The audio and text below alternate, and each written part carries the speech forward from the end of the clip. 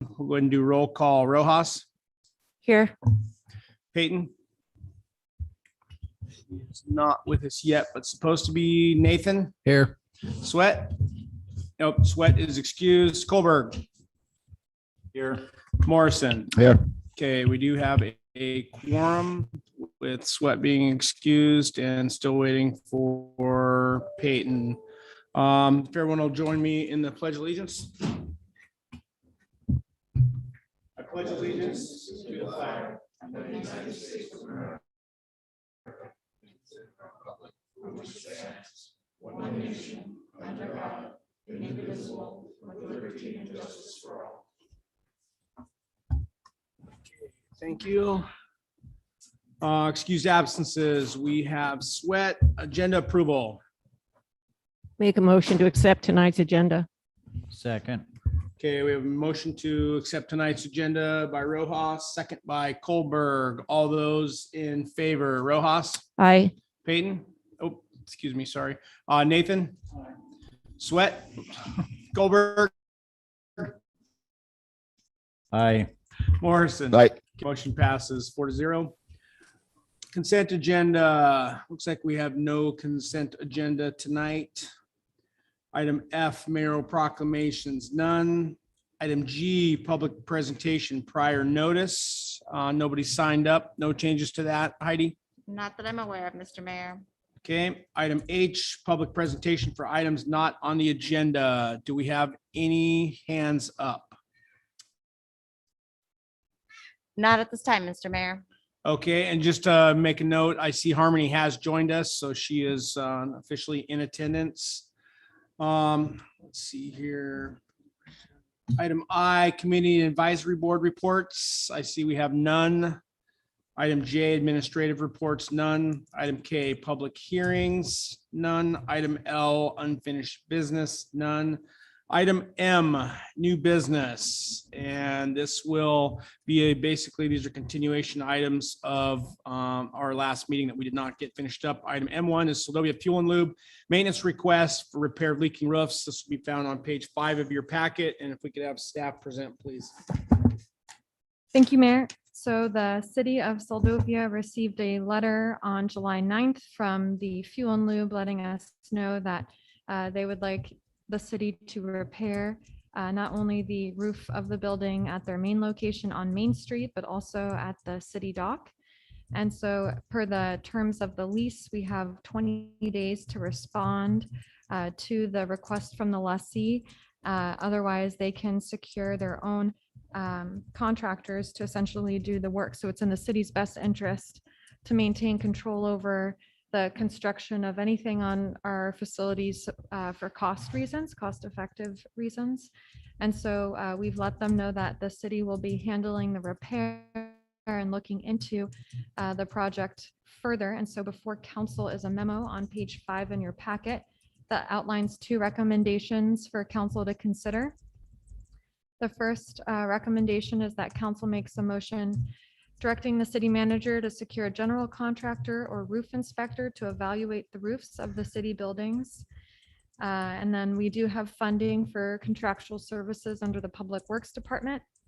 The second motion is to not only look at inspecting and repairing the roofs, but also to direct the city manager to evaluate the potential sale of the buildings, which may require an appraiser to evaluate the fair market value sale price of them. So in the memo, it details a little bit more thoroughly the background regarding this project. The Fuel Loop has let the city know over the years, according to the manager, that there have been leaks in the roofs. They've temporarily patched them. And in the early 2000s, the city apparently helped fix them. But now we're 20 years later looking at what could quite possibly be a complete roof replacement rather than temporarily patching the roofs. And just to give a cost comparison of what we could be looking at to replace just the city office roof, not even including the warehouse component of our building, was over $60,000. And that ordinance is included in the packet for reference.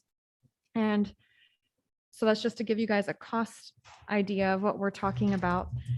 Also, that building is not insured by the city, so it's a complete out-of-pocket expense if it is indeed determined by a contractor that the city should look at completely repairing the roof. And I'm going to share my screen here because I included pictures that the Fuel and Lube sent my way. So let me pull those up.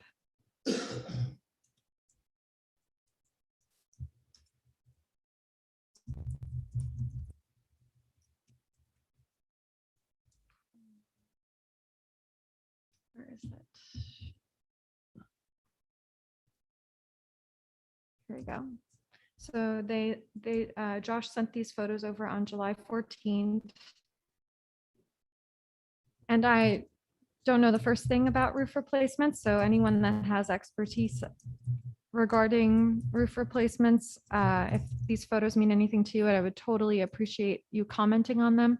I assume what Josh was trying to show is that perhaps there's gaps in the how the roof comes together. It's a steel roof according to our public works operator. And then, of course, they provided lots of photos of the buckets that are used to collect water from the roofs. And apparently they'll get to the point where they have to constantly empty out the buckets because the roof is leaking so much. So these are just a couple photos that Soldovia Fuel and Lube sent my way to discuss with the council. And if council does not want to look into hiring either a general contractor or roof inspector to evaluate the status of the roof, or not consider selling them, then an alternative could be that the council hires a roof contractor to assess the current state of the roof and then works with Fuel and Lube where they fund the expense of replacing the roof and then they don't pay the city rent revenue for however long it takes to pay back that expense. So it's a pretty serious situation. According to the discussions that I've had with Fuel and Lube, you can see on page 25 of your packet. According to the manager, the roof has always leaked since he started working there since the year 2000. So if we've had 20 years worth of leaking, I'm not sure what that would do to a building, but they have notified the city, according to the manager in the past, that they were there. The leaks were there. According to the manager, there is more than 20 leaks. Some of the leaks are small and they catch them in buckets, and other leaks are bigger and can't be filled in with roof cement. The sections of the roof they said were leaking were mostly in the top ridge of the roof area down to about the midsection. And they said in terms of how much water is seeping through, it depends on the amount of rain, but on heavy downpours, they must empty the buckets or they overfill.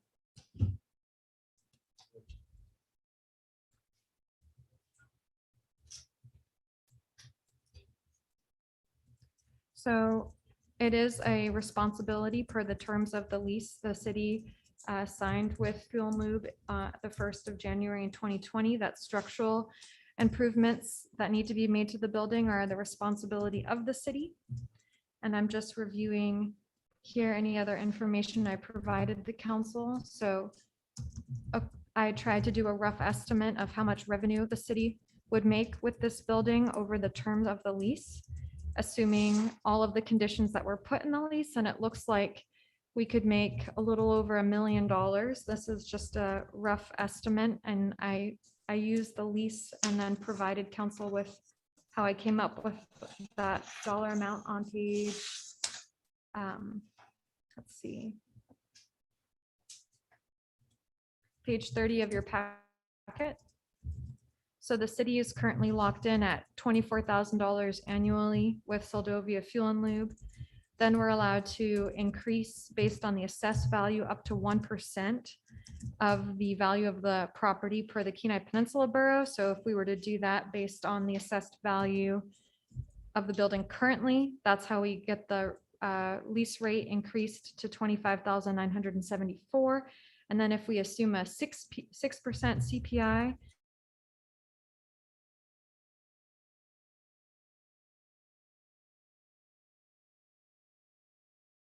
Heidi, are you guys there? increase, then that means that Yeah, we're here. Can you hear us, Harmony? Oh, we're unstable. She must have Yeah. lost us. Can you hear us, Harmony? Yep, there you are. Thank you guys. Okay. Sorry about that. Should I continue? You can just give us a Yeah, call. go ahead. I was just trying to get a sense of how much revenue the city could make if it maintained the lease. So, and again, it's very rough estimate of a little over $1 million or a little under $1 million total over the whole term of this lease. Because I was trying to assess what would the impact be if we completely replace the roof, because that would take a big hit. The city currently doesn't have funding to do that, so we'd have to withdraw from the permanent fund in order to fund that expense if we didn't work out a deal with the current lessee versus just completely selling the building. How would that impact the city?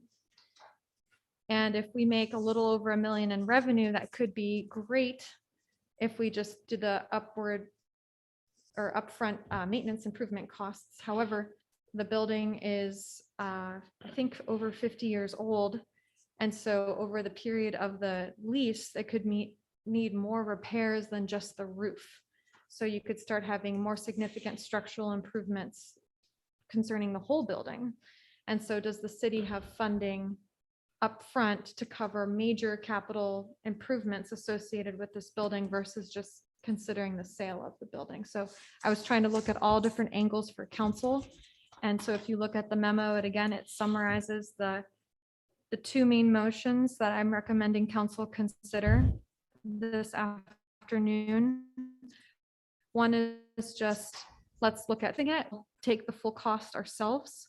The other one is, let's look at fixing it. We'll take the full cost ourselves, as well as considering the sale of the building to help us afford the potential $60,000+ worth of expenses associated with maintaining the building.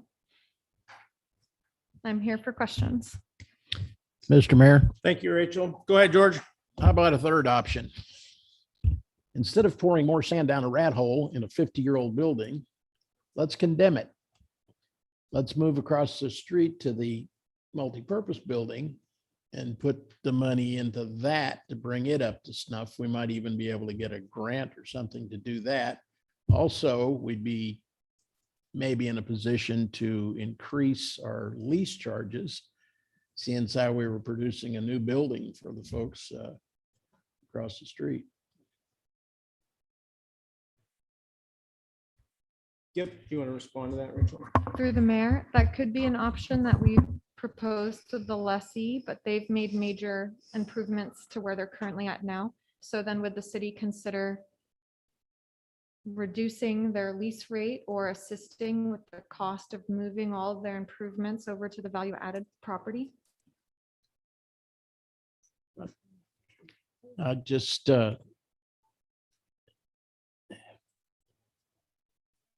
it seems to me if we're not able to provide our end of the lease, that we should be able to negotiate a little better deal than that with those folks. They're gonna, if we condemn that building, they're out of business for a period of time. I think they'd be willing to at least talk to us about a move like that. Yeah, one question I had is, how come this building wasn't ever insured? How did that come to be? Through the mayor, I don't know, Councilmember Nathan. And usually a leased building is insured by the lessee, is it not? Am I wrong? Per the terms of the lease, and you're right, tenants typically are responsible for general commercial liability insurance, but per the lease, it says the city is responsible for the structural improvements, including the roof. Well, I sure don't want to pour a whole lot more money into a 50-year-old building that's fallen apart in all sorts of other ways as well. I'd like to see us find a different solution than that. It's possible. Yeah, one thing I'll just comment, I can agree with that. The end of this 35-year term or 36, whatever years we have left, and that $1 million in revenue, that building will have far gone past it's already past its shelf life now. So yeah, you're not putting up a new building for less than $1 million when you turnkey it. So We have a new building. yeah. John? Yeah, Mr. Mayor, the building is more like 80+ years old. It was moved there in the 60s, and it was the Standard Oil buildings on the old Anderson dock. Prior to that, that's where all the boats got fuel in the 30s, 40s, and 50s. And to move over to the other building, you would have to dig through the state highway, extend lines, fuel lines to move the pumps and everything else. And you start getting into that, you can add a couple more zeros to it, to the cost, because it won't be cheap just to dig a trench and put new lines in, because the state and the feds are, as you know, are involved in the money that put in the new system. And that's supposed to be being paid back on the price of the fuel, but to up the pumps from one side of the street to the other will not be an easy task. So that's my input. Thanks, John. Anyone else on council? Yeah, Any Mr. Mayor. thoughts or Comments? Yeah, Mr. Mayor. Yep, go ahead. Vivian. Yeah, I agree with our situation that we have working with an old building. Refresh my memory. The city owns the land underneath the building. I know this whole situation is always very complicated for me to remember, but correct me if I'm wrong. The city owns a building, the city owns the land that the building sits on. Is that correct? Through the mayor and council member Rojas, yes, we own the building and we own that land for the Okay, Main Street building and for the dock building. We own the tanks that are uphill, and then Soldovia Fuel and Lube owns the land. right. And the tanks that are on the lot next to the retail store, those belong to the company that's leasing from us, or those belong to the city? I'm not sure about that tank, but I know it has the funded by the Denali Commission sign. So it would lead me to think it's maintained by the city, but I don't know. Okay. Did you look and see if Fuel and Lube employees had written to the city years ago about the problem? I know then one of your requests was last time they had contacted you about the leaks that were happening. Did you ever get documentation from them? Through the mayor, no, we did not get documentation. The manager was like, there's boxes that I'll need to go through. And then he asked if the city had a record that we could perhaps show information that they had been contacting the city. But his overall response was that the city actually helped us even fix the leaks back in 2002, 2003.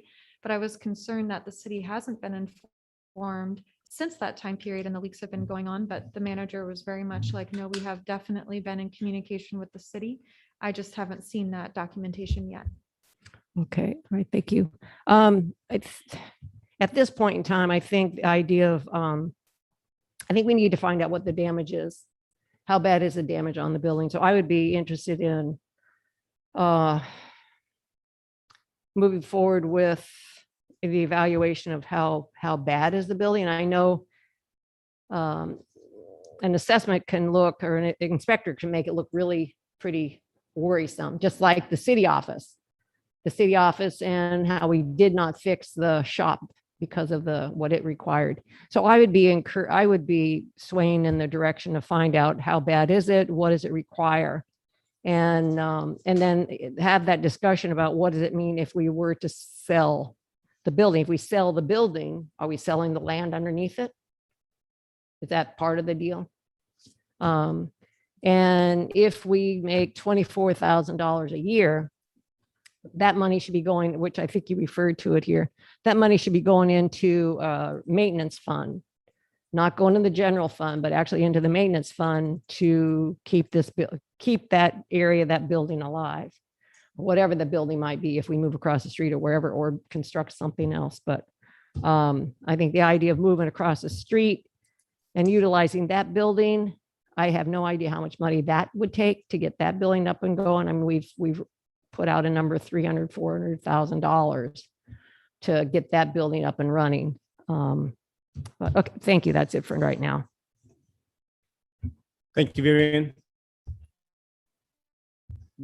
Yeah, I would agree. I mean, I think the building a street should at least be part of the discussion. And I think it makes sense. It's an asset sitting there and everything's negotiable, right? I mean, you're either gonna have come to agreement on some terms or you're not. And so I don't think it should be discounted though by any means. I agree with what these guys are saying.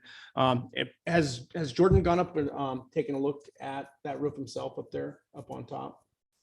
No, I have not asked him to. I know that Public Works staff, and there's documentation of this, they can definitely give their opinion, but they're constantly fighting the pressure of the city asking them to be general contractors when, you know, they're general maintenance operators. Right. And I'm sure he'd be happy to do it, but I think that it would be better for the city to hire someone that actually has Well, if you, experience. I can volunteer my time. We can save ourselves a bunch of money. And I mean, I work for a very large general contractor and that's what we do. I can go up there and we've got harnesses and all that stuff. I've got all my own stuff here. Go up there.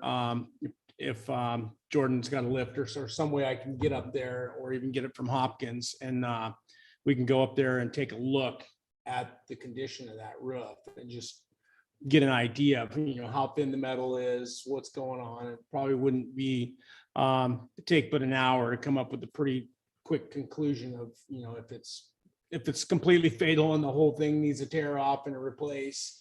And then at that point, I mean, you could then you're gonna have to either get bids. If that's the way we want to go, we're either gonna have to get, you know, bids to replace it or go back and talk to the leaseholder and find out, you know, what, if they're interested in any of these other options, if that's the way that council wants to go. So a couple different options, I guess. So I just want to throw that out there. Anybody else have any more questions or comments or thoughts or? Tear the tin off, buy local cut timber and put modern day tin, which is nowhere near as good as that stuff, on top of it and call it good.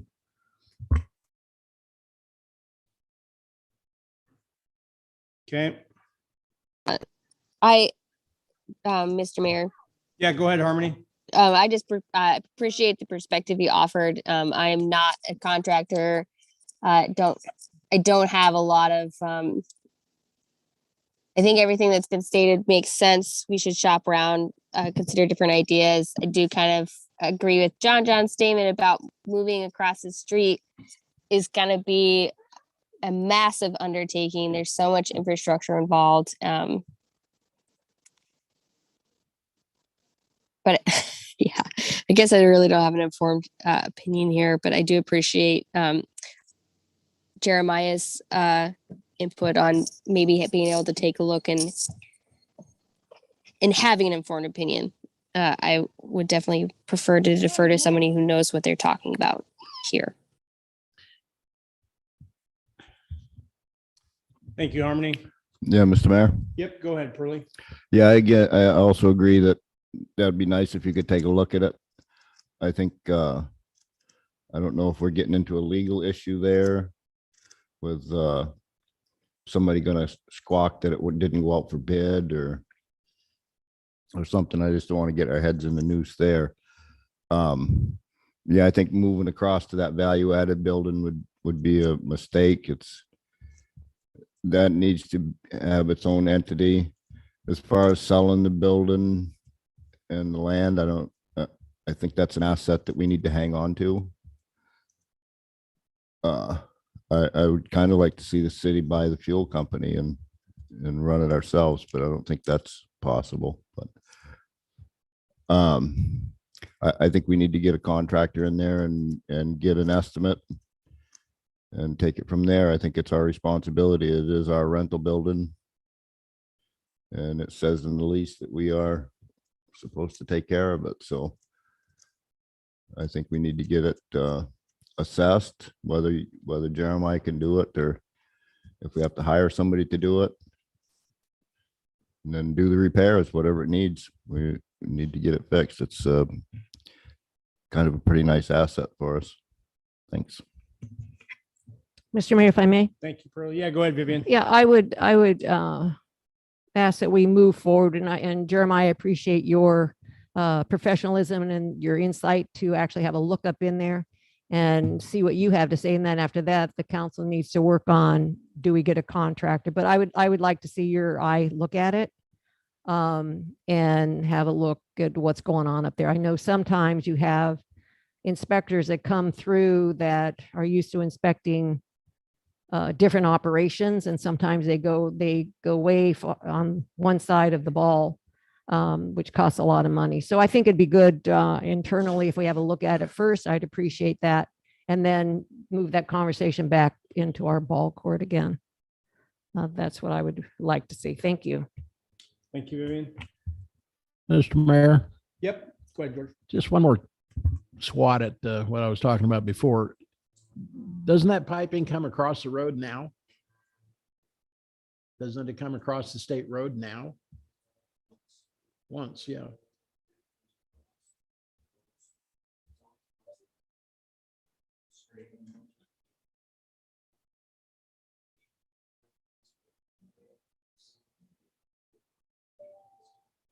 Yeah. You guys are talking and can't hear you on Zoom. You would, Yeah, it mine's would on. be a massive undertaking to move everything from its location. You'd have to pull it up, move it down the street and replumb it. All I ask is when we get an estimate of what it's going to cost to fix the roof and all the other million things that are going to be wrong with that building when we get looking at it, let's compare that to what it takes to get the other building in shape. And again, I think we could go back to the foundation that funded that to begin with, and approach them again on some help to get done what we need to do. But it just doesn't make sense to me to pour more money into an 80-year-old building. It'd have to be a John? really quick, easy fix. Yeah, Mr. Mayor, George, the structural beams in the building are good. I've been up in there. They're heavy steel. They're all good. It's just the tin covering that is bad, and it has skylights in it. And that's where a lot of the leaks are coming from, because they're 6 or 7 foot long and 1.5 feet wide. And it's super heavy gauge tin. It's 80 years old, and side by side against a modern day piece of tin, it'll still be fairly solid compared to a new piece of tin in another 80 years. It's better steel, but it's just from all the bird stuff and everything, it's in places in skylights, it's got leaks, and it all runs down to the sides. But the steel itself that the tin is hooked to is still really good steel. It's over 3/8 thick. Thank you. Thanks, John. Yeah, I'll just give everyone I mean, for those of you that don't know, yeah, it's not uncommon for a lot of these older buildings for the primaries and the secondaries to still be in good shape. And then for the cladding, if you will, the exterior siding and the roofing to fail long before the structure fails. So it's fairly common after, sorry, I got some in my eye here. Fairly common for that stuff to need to be replaced during its life, during its lifespan. So. And Mayor, if I may add a Yep. comment. I do think it's great that Mayor Campbell has the in-house expertise that we can use to evaluate something like this, but I could see that potentially exposing the city to risk, especially if there was a self-interest that the city might have and only fixing certain things over other things that the tenant may have concerned with. And so I do see a value of hiring someone who's not at the city to evaluate and give their professional opinion. Because if we did make maintenance recommendations based on that third-party opinion and not the opinion of a city staff member or elected official, then it could if there was ever a disagreement with what maintenance happened, if there was maintenance, that falls on the liability of the person we hire and not on the city itself. So I wanted to add that on the record that it is a very generous offer and we can do that informally, but I think if it turns out to be something more substantial, then it would be beneficial to hire someone who's not associated with the city that carries insurance to help us make sure we protect the interest of the city and also ensure the tenant has a improvement that meets what the lease guarantees them. When Tim's crew did the last round of repairs there, was that, I can't remember, was that, I mean, that was the same thing, right? Because we had a bunch of holes in that roof. It had basically failed and they came and kind of they just replaced a certain section of that thing, I recall. Or one side. Do you remember that, Heidi? I can't remember what they did and how that process worked. You know, I don't have the exact process, but I do have the resolutions that were passed, and it was for about $66,000. And from what I understand, it was just on the portion of the roof that was above the city offices, so not Okay. the maintenance. Yeah, shop. it was only just a part of that, I Mhm. remember. So, okay.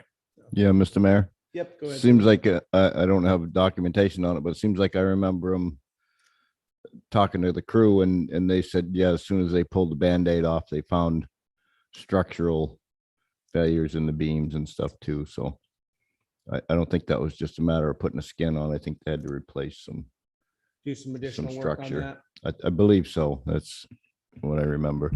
Okay. Well, yeah, it looks like there's a couple things. Maybe we'll go to see if anyone from the public wants to comment, and then we can come back and decide what we're gonna do here. Anybody from the public, Radzi? No. All right. Nobody from the public at this time, Mr. Mayor. All right, no public comments then. All right, so bring it back to the council. Looks like we've had good discussion on this. There's a couple different options. So basically, we're gonna have to come up with some direction to give the manager so we can start moving forward and meet our obligations under the terms of the lease to at least respond to the tenant. Yeah, Mr. Mayor. Yep, go ahead. Oh, are we on did I hear that we're on a timeline? It has to be within 20 days or something. Is that just response that we're putting it out for bid, or do we have to have a concrete bid and plan in that 20 days? So through the mayor, the lease states, if after receiving such notice, lessor fails to address such repairs to structural components on roofs of buildings and structures or the wharf within 20 business days or complete the repairs within a reasonable period of time thereafter, then the lessee may undertake the repairs themselves. So we've notified Seldovia and Fuel and Lube within the 20 days that the city is working on handling the repair. So now I'm coming before council to meet the reasonable period of time requirement that we're taking action to resolve the issue. Very good. I'd be in favor of putting it out to bid and at least get a estimate on what it's going to be. Thanks. Mr. Okay. Mayor, oh, sorry, Mr. Mayor, if I may. Yep, go ahead. I think the conversation with Tim Dillon, who did the work on the other building, because I can only remember bits and pieces of what happened, but it might be a good source to discuss what he found. I mean, I think the same structural building where you had the big metal beams, but I still think that if Jeremiah, with his professional opinion, can get up there and just have a look and give us an idea of what we're looking at, and then we would, I agree with our city manager that we then have an independent, who actually is independent, but hired by the city, to look at what they would recommend taking care of with the roof. But I would, at this point in time, I would like to someone talk with our city manager, talk with Tim Dillon, contractor Tim Dillon. And then if Jeremiah does feel comfortable getting up there and having a look, and then we can move forward. That would be my want. Thank you.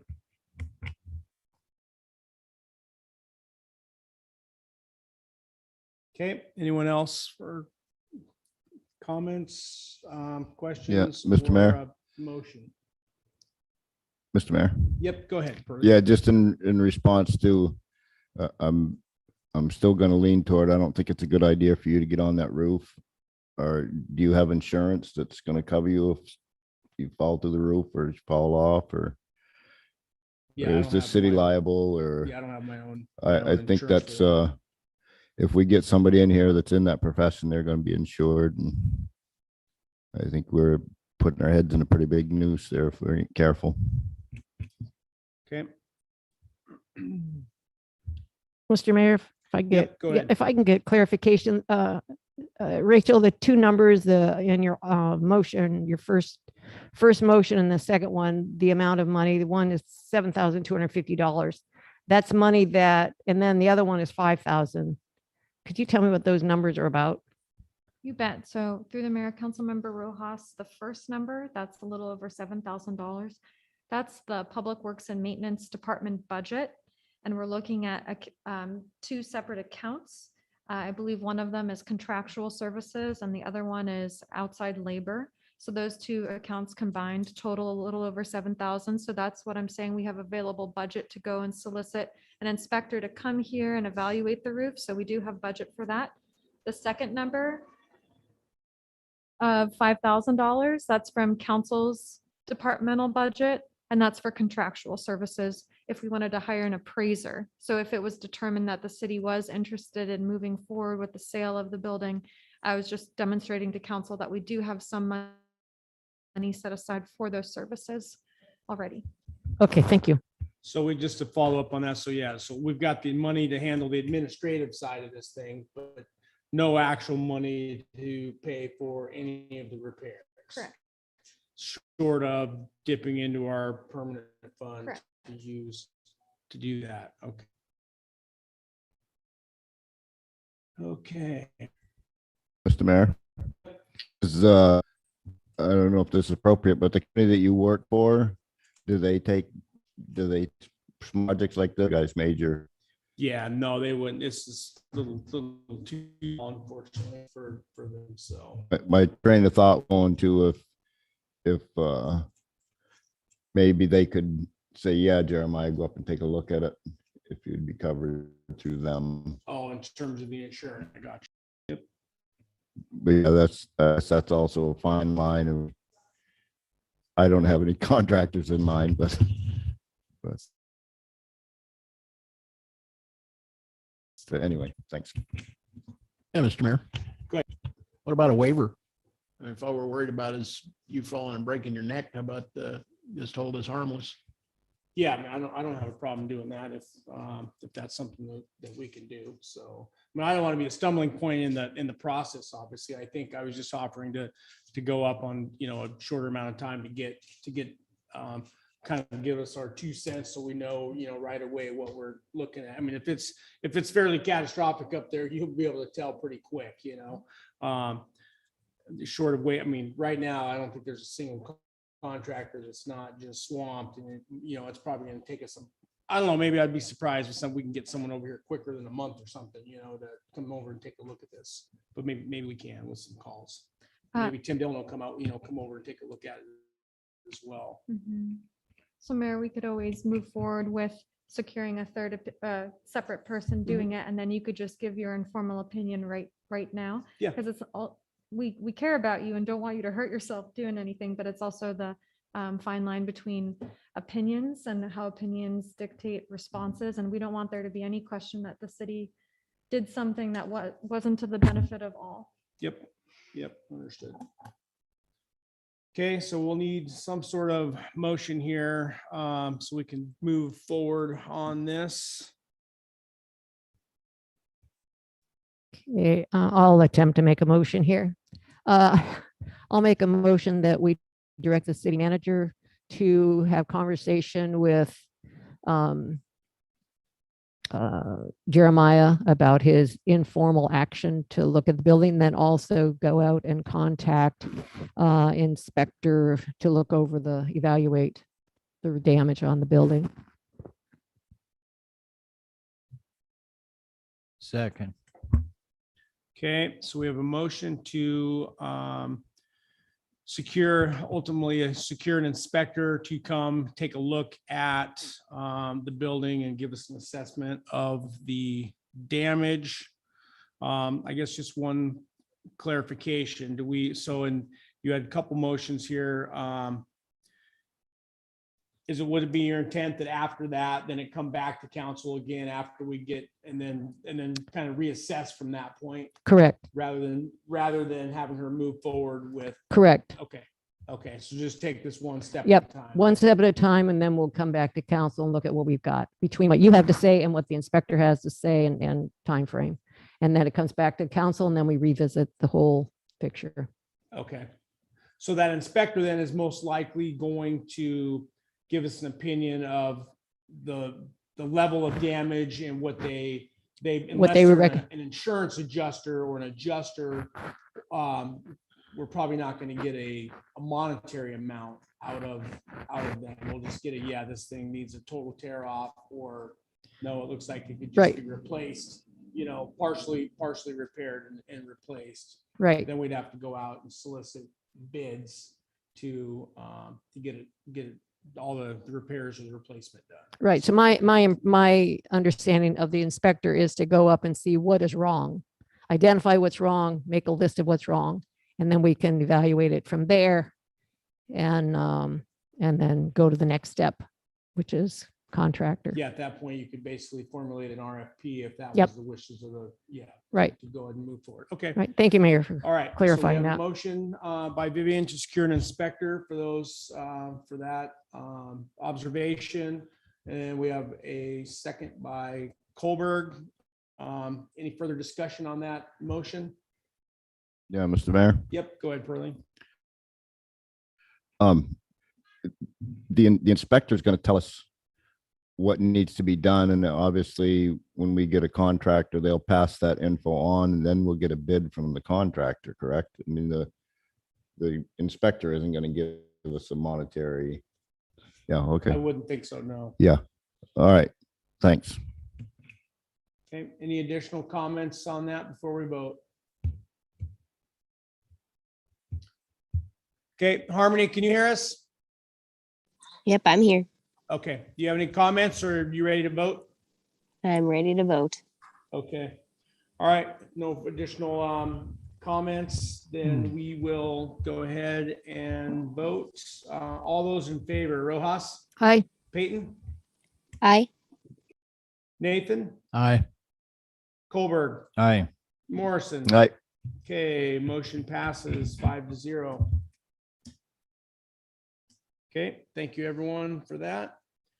We'll move on to item M2, city hours of operation discussion. This will be found on page 32 of your packet, and we'll have the manager go ahead and lead this one. Thank you, Mayor. I'm just getting to that page in the packet.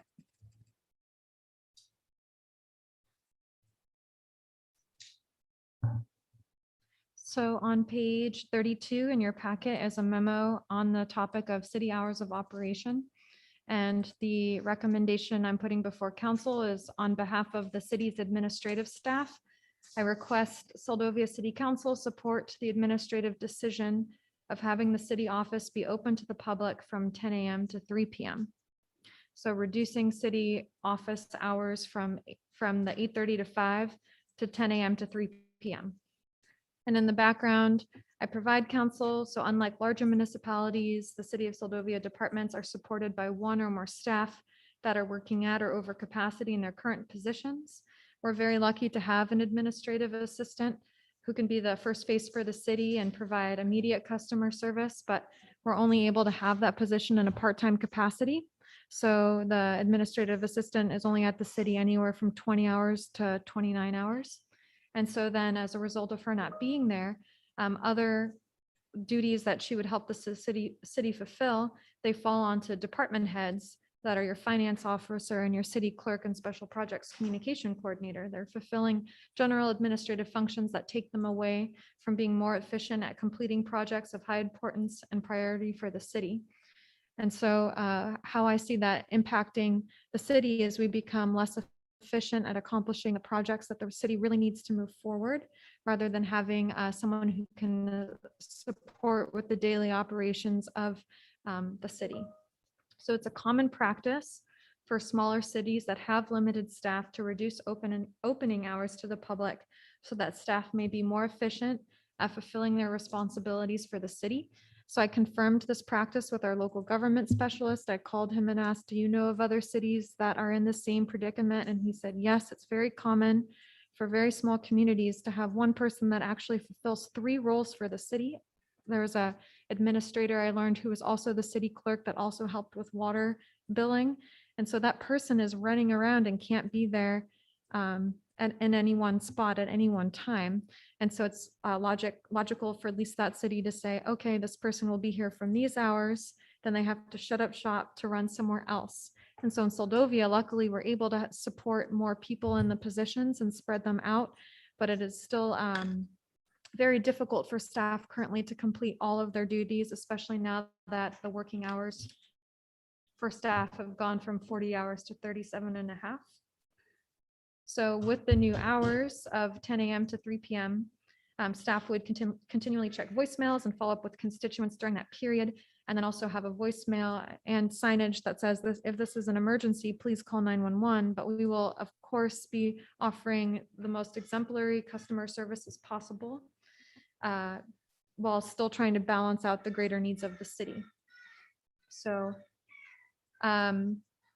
I also put in here, while this initial change may be an inconvenience to some customers, the change will improve staff morale and efficiency at the greater benefit of the city. It'll ensure department heads have more time to focus on tasks that are frequently time sensitive in nature. And in the past, staff have worked overtime hours frequently to complete the projects, and overtime can cause a decrease in staff morale by preventing the healthy work-life balance while also costing the city more. And our code even says that the necessity for frequent and considerable overtime service in a department shall be considered evidence of understaffing or improper organization and shall be subject to investigation by the manager. So in my short tenure at the city, I see it firsthand that we have people that are doing many positions already within their sole position at the city. And it does place a financial burden as well as a stress burden. So if council does not want to reduce hours opening to the public, I would ask then that council increase the administrative assistant position to a full-time capacity, which would cost the city annually an additional $22,000, so that we could have someone that supports people on a regular basis. So that way the primary positions can accomplish the many projects that they need to do. And I can answer any questions that council has. Would, Thank you, Rachel. Go ahead, John. yeah, Mr. Mayor, it would just be close to the public, but say you and Heidi and the finance officer would still be working. Correct. Yeah, I don't have a problem with that myself. Thank you.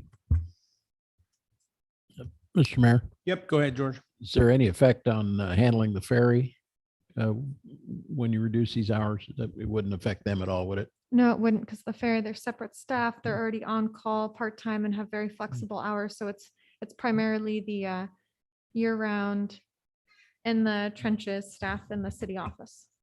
Yeah, I'd be in favor of the Okay, thank you, George. Anyone else? Mr. Mayor, if I may? Yeah, go ahead, Vivian. Yeah, I'm in total agreement with the proposal in front of us. We've done this before. The city has done this before in the past. And I agree with all the valid points that were made. So I would be voting towards approving this. Thank you. Thank you, Vivian. Anyone else? I'll just give my 2 cents. Yeah, I think, I think this is the type of idea that we need, right? I mean, you've got small town, small resources. We're open all day long. And I know it's no different than in my work, right? You go in, you're there for 8, 9, 10 hours, and half that time is spent chitter chattering, and that's called non-productive time, right? You're talking, but you're not actually getting any work done because you can't, because someone's always in your ear wanting this or that. And sounds insensitive, but that's the true story. You set yourself up for priorities, and we've talked about this, me and Rachel. You set yourself up for a number of things that you need to accomplish or want to accomplish in any given day. You can't, because there's a line of people that want to come talk to you scattered throughout the day. You just get started and someone else wants to come in. And I understand that's why you're so strict about trying to, do the appointments and stuff. I totally get that. Not everyone agrees with that, but I get it. I mean, it's, if you want to be productive and you want to be a producer, you got to, I won't use the term, but you have to set some hard boundaries and just say no sometimes, because you need to get work done. So, and in this case, we, the council, are asking a lot of our administrative staff. So this is one tool I see to help them to get it done. The public they'll get trained. They'll understand that if they need to come in and see someone or make an appointment, try to condense it during the day from 10 to 3. And then I take it the administrative assistant would be there during that block of time. Okay, so then they would get to speak with somebody, right? I mean, as soon as they come in. Yes, unfortunately, our current administrative assistant, she can only work till noon on Mondays, but I'm trying to hopefully have support, administrative support to cover that other part. But otherwise, every single other day, she would She's be there good. from 10 to 3. Yep. Okay, all right. No, that seems reasonable. So I too, I mean, just like the rest of the council that I've heard so far, I'm definitely in support for this idea. Anyone else? Yeah, Mr. Mr. Mayor. Mayor. Okay. Yep, Harmony, go ahead. I'll come back to you. Pearlie. Yeah, I'm in support of closed storefront in deference to getting some the paperwork done. But so when we did our priority list, and I know it seems silly to a lot of you, but one of my things was that I would really like to see the city prioritize its PR work with the community. And I think that if you are going to be cutting down your office hours, let me just add some more work on your plate there. Yeah, I totally understand how this is coming across, but maybe we could find some sort of way to just have a really simple plug-in process for Diane to be able to just, put out some sort of bulletin. We need, our city staff does such an incredible job. You guys do so much. And, there's many people throughout the community who see that and are aware of that and value that. And I think that it could only benefit our staff and our community to be more aware of that. So I'm absolutely in favor of this proposal. I would like to see if at some point we can make that available to you. I think my point here is that if you're going to take the face-to-face time away, give them some sort of, update, weekly update, daily update, something that you're doing, saying that, today we accomplished, you're welcome. Does that make sense? I think so, Harmony. Okay, well, that's all I had to say. I'm in favor of this decision. Let's do some PR, you guys. Okay, thank you. Pearlie, you had a comment? Yeah, Mr. Mayor. I'm kind of in total disagreement with it. I think we're forgetting who we work for. We work for the constituents. If they don't have the opportunity to come in and talk to the staff and talk to us as council members, which they can do, by 10 o'clock in the morning, I'm at work. By 3 o'clock, I'm still at work. So do I take time out of my day to go and I'm still very much in disagreement with this make an appointment policy that we have going on. I think we're forgetting who we work for. We work for the constituents, and just feels to me like we're getting shut out. So I'm definitely not in favor of it. That office used to be run by one staff member. Now it's run by I don't know how many's in there now, but I just don't see the fairness that's involved in it. I'm just in total disagreement. Thanks. Thank you, Pearlie. Okay, anyone else before we go to public? Well, Mr. Mayor, if I may just make a point. Yeah, go ahead. Vivian. Before, when the city changed the hours for pretty much the same reason again. I think back when it was just Elaine Wells and Crystal Collier down there, a lot has changed with the city office. A lot of the responsibilities, what we're expected to do as a city and the state and the borough has added a lot more time to what is expected to come out of the city office. I think the community, just like when I worked at the school, when the principal wasn't available, you made an appointment. If he was in the classroom, you made an appointment. And not everybody, I think it's workable. I think the point that Harmony, I think, was getting to was that we need to make sure that we inform the community and explain it to them. And I'm sure that's probably going to go out as on our website and inform them. But I think that in order for the city office to be a smooth running machine, and we utilize the money and the wages that we do put out, and we don't ask from our constituents to pay more and more, we try to make a situation better. And so that's why I think the community will understand, and there might be a few that have a hard time, perhaps, maybe not. You can always email, have a discussion over email, set up an appointment time. But it just seems like the right thing to do to ease the burden of what's going on at the city office and for the employees. Thank you, Mr. Mayor. Thank you, Vivian. Mr. Mayor. Yeah, go ahead, Harmony. Yeah, I just really appreciate Vivian's perspective there on a lot of what she just said. A lot of people like to say that that office was run by one lady and a pencil and pad of paper. And a lot of people forget to include all those things that Vivian just included. So I really like that input, and I'd like for council to keep that in the back of their mind when they're talking to people. We ask, like the mayor said, a lot of our ladies in the office, they do an immense amount of work, and we should really appreciate that they're willing to do that. I do agree with you, Pearlie. We are a 4 constituents entity.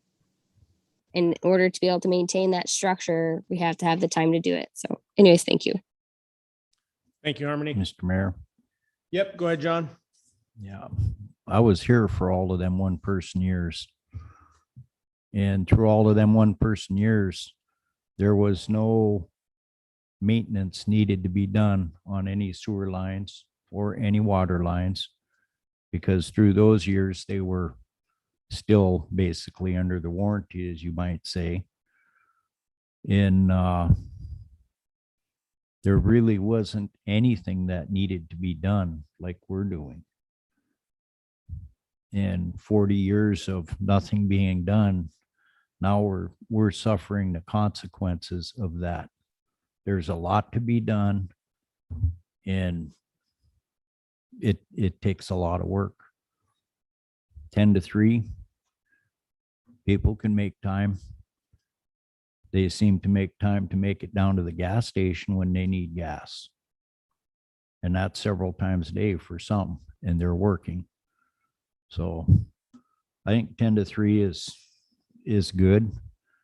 And if things get going again really good, maybe we can open back up to the public full time.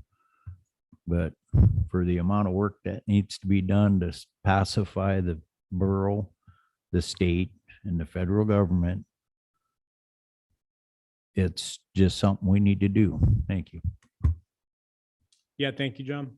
Yeah, just one more point of perspective, I guess. I mean, I look at kind of everything now, look at the size of our packets, our agendas, the items that are on there, the items that we haven't even begun to touch on yet that we all know we need to get to here to solve our fiscal crisis. And I think all of these things, even this included with the limited hours, is I mean, it's all part of this process and this phase of time that we're in right now to try to help ourselves get through this, this budget crunch over the next couple of years and come up with some good solutions. Yeah, I mean, ideally we get back to fiscal stability.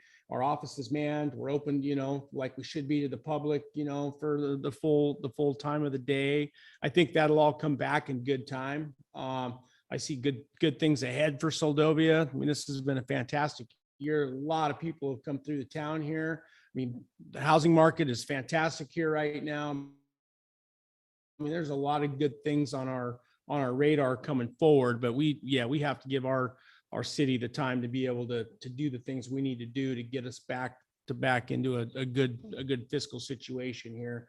Not to mention all the time that it's going to take by council, to be able to devote to that as well. So I look at this as a temporary strategy, and I think it'll change when things turn around in the future. So, all right, anyone from the public wishes to comment on this? I don't see anybody. I don't see anybody from the public at this time, Mr. Mayor. Okay, we'll go ahead and bring it back to council for final action. Mr. Mayor, this is the discussion item, but do you need a motion? Would you like a motion? Yeah, I think we can Okay, go ahead all and get that a motion. Okay.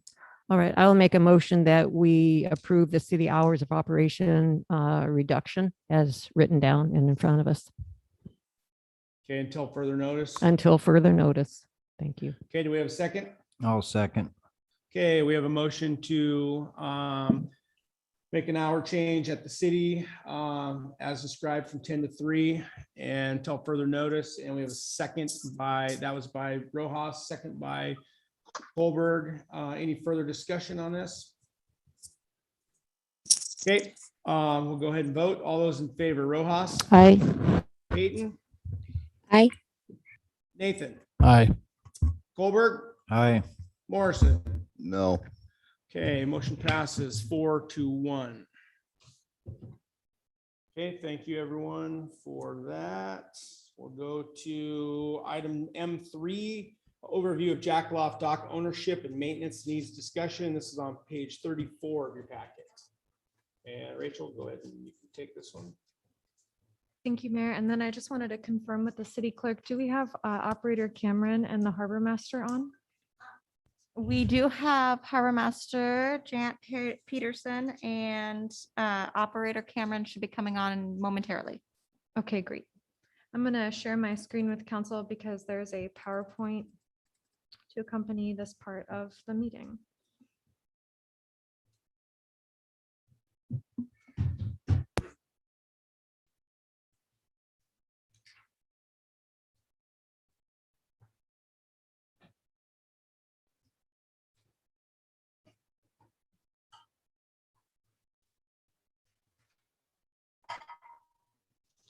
Okay, so we're talking about the overview of Jackaloff Dock ownership and maintenance needs today.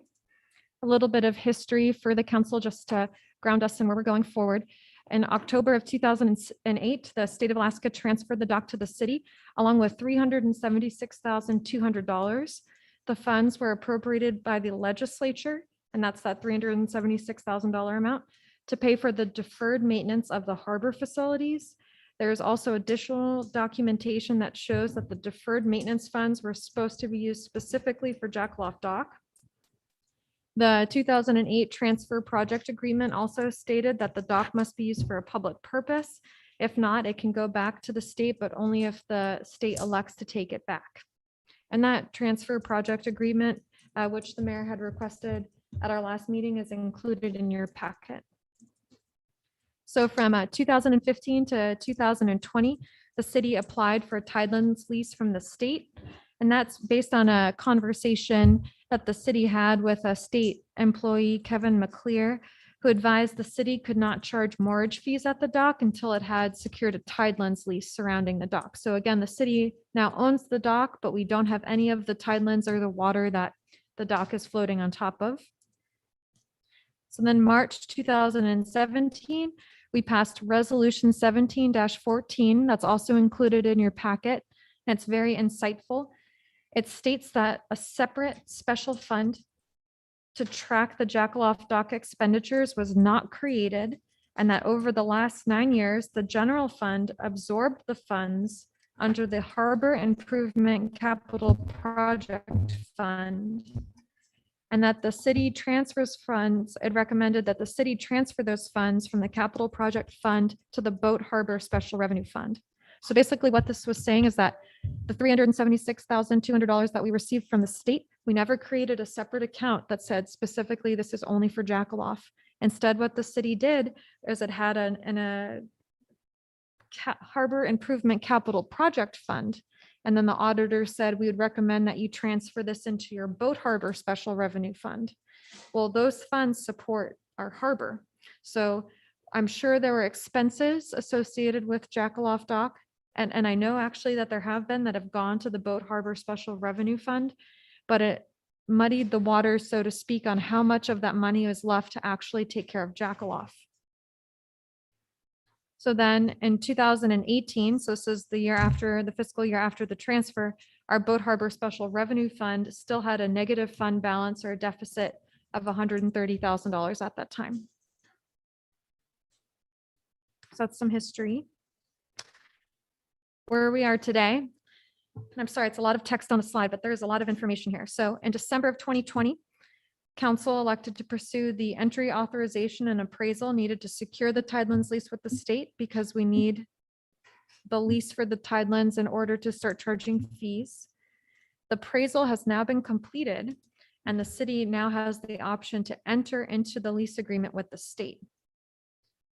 So a few points to add onto that discussion. Having a fee schedule makes Jackaloff Dock eligible to participate in the State of Alaska Harbor Facility Grant Program. And since Jackaloff Dock hasn't participated in the program before, it could be a potential revenue source for helping us make major improvements. There's two downsides to that program. The first thing is it's a 50-50 match.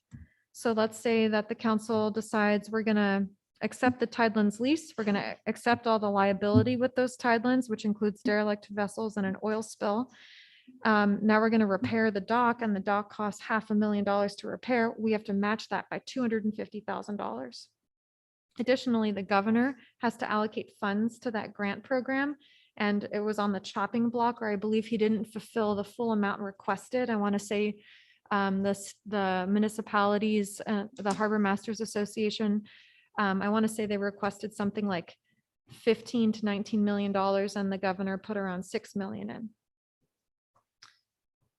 We talked about how the leasing the Tidelands comes with other risks, like the derelict vessels and the oil spills. Establishing a fee schedule. Now you have an enforcement issue, so it may pull additional city staff like the chief of police out of city limits to enforce those issues. And then something else to add on this topic of entering into the lease for the Tidelands or not. The harbor master gave council a memo beginning of this year that said that the estimated expenses, once we have the lease in place, would be a little over $8,000. And the revenue we were going to net is about $7,000. So we would be operating, and this is just operating costs, it doesn't include capital. We'd be going down $1,000 through a year based on that memo. So that's one part of today where we are at today with the dock is we're now at this decision of, do we accept the Tidelands lease or not with the state, knowing it comes with these risks. We also know that the city needs marina insurance. So Jackaloff Dock isn't insured if your vessel is 27 feet or more. It's in need of maintenance. And then we also know that in the FY22 budget, the council allocated 10 grand from the community assistance funds to assist with Jackaloff Dock repair and maintenance. So council just got us a quick snapshot into the history of Jackaloff Dock. Now we're at today. So here's some information that operator Cameron helped me with because we were trying to get a quote from our insurance company of how much it would cost to insure the dock. And so they wanted to know what a replacement cost would be for the dock. And we're looking at a little over $500,000. And the state gave us another rough estimate for thinking through Jackaloff Dock. They said, think about every square foot as $125. And I don't know if that's including labor, freight. Maybe that's just to get the material here to do the work, but doesn't actually include the installation of the work. But the state dock engineer said, think of every square foot as $125, and Jackaloff float sections are a little under 2,000 square feet. That's just for the float sections. And additionally, we're not really sure if we were to do something like replace the float sections is actually the maintenance work that needs to be done at the dock. So if we're looking at a complete replacement, estimate that we came up with was a little over $500,000. We now have a formula, informal formula provided from the state on how much maintenance could cost. And we don't really know what the maintenance work is needed for Jackaloff Dock at this time. So here are three options that council can consider. The first option is the city can continue to leave the dock in its as-is condition, with public works staff minimally repairing the dock based on their limited capacity and experience. The second option is the city of Seldovia can secure a marine contractor that's anywhere from $2,500 to $5,000 to help the city assess the retrofits, rehabs, and short-term repairs and cost estimates associated with the repair work. The opinion of the marine contractor could help the city assess if the dock's limited lifespan would merit not pursuing a tidelands lease with the state and removing the dock completely. Or the information would be useful in the city preparing a fee schedule for use of the dock if the city elects to pursue the tidelands lease with the state, so that we could charge fees that actually account for the operating capital costs of the dock. So that's the second big option. The third option is the city of Seldovia could just move right away into hiring an engineering firm that could prepare a formal condition assessment. That's a minimum starting around $30,000 to assist the city in evaluating a complete replacement of the dock. So with $10,000 allocated in the FY22 budget towards Jackaloff Dock repair and maintenance, where does the city of Seldovia go from here? And the recommendation for consideration today is that Seldovia City Council makes a motion allocating up to $5,000 from the Boat Harbor / Jackaloff Dock Special Revenue Fund, Jackaloff Dock Repair Maintenance Capital Project account for a marine contractor to conduct a site visit, evaluate the condition of the dock, and prepare recommendations and cost estimates for short-term repairs. So that's a very quick presentation before the council, because you also have really good information in your packet, which we can jump back to.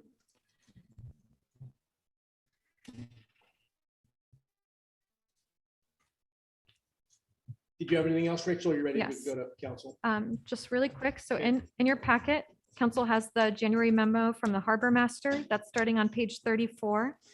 And this is a breakdown of how she came to the costs annually versus estimated revenue based on a fee schedule if council were to adopt it. You also have on page 37 a timeline that the harbor master prepared, just going over the desire to secure the tidelands lease with the state. And then you have photographs starting on page 38 of various experiences that the harbor master has had out at the dock and what a headache it's caused for the community over the past. And then starting on page 45 in your packet, you have a acceptance letter from the former city manager, Tim Dillon, showing that, we're accepting the dock plus the $376,200. And then you have the transfer agreement itself, which is on page 46 of your packet that goes over more in depth the dock. And on page 50, you'll see that there's a memo from DOT just stating that the $380,000 appropriation that the city received from the legislature is supposed to be used to assist with deferred maintenance at this harbor facility, so Jackaloff Dock. And then you have the formal bill of sale starting on page 51 of Jackaloff Dock, and then the ordinance that Seldovia City Council passed moving that money that was initially just being absorbed into the general fund and putting it into the Small Boat Harbor Special Revenue Fund. And it's a lot of information, so ready when you are, council. All right. Okay, thank you, Rachel. Appreciate that. We'll go ahead and go to council for any questions or So comments. Is there any of that money that was given to the city? Is there any of that money left in the fund? Through the mayor, no. Our Small Boat Harbor Special Revenue Fund is actually in a deficit, and that fund, which mainly supports the Seldovia Harbor has been in a deficit. If we don't improve this year, it'll be 8 years being in a deficit. Okay, so we got money from the state. Do we have a record of spending all that money on a Jackaloff dock, or did it get used somewhere else? I'm not sure what happened in the past, Councilmember Colberg. I'm not sure. Well, it won't be the first time. Thank you.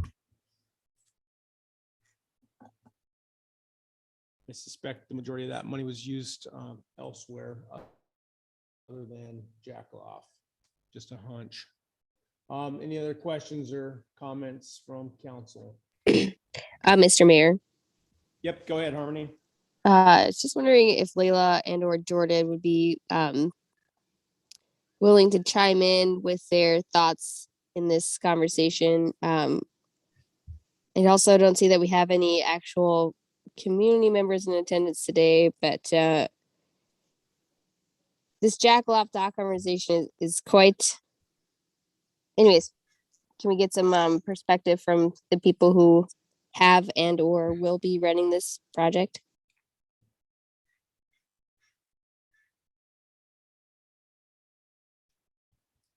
I didn't catch the last.